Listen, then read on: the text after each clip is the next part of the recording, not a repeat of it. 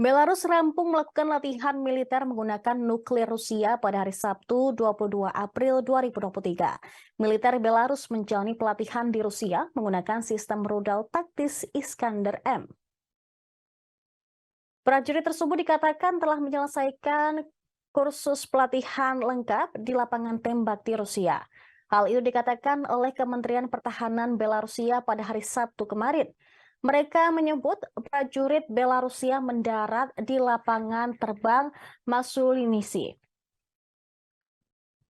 Skema pelatihan termasuk soal bagaimana meluncurkan senjata nuklir tersebut.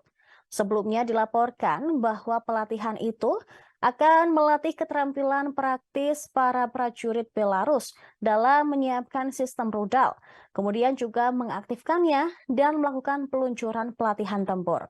Selain itu, para prajurit juga mempelajari cara memelihara dan menggunakan hulu ledak nuklir taktis dari sistem rudal Iskander-M.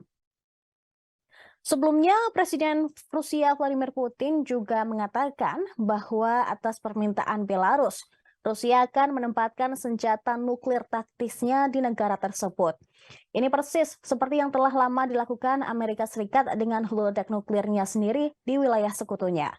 Menurut Putin, Moskow telah mentransfer sistem Iskander berkemampuan nuklir ke Minsk dan membantu Belarus untuk melengkapi kembali pesawat mereka.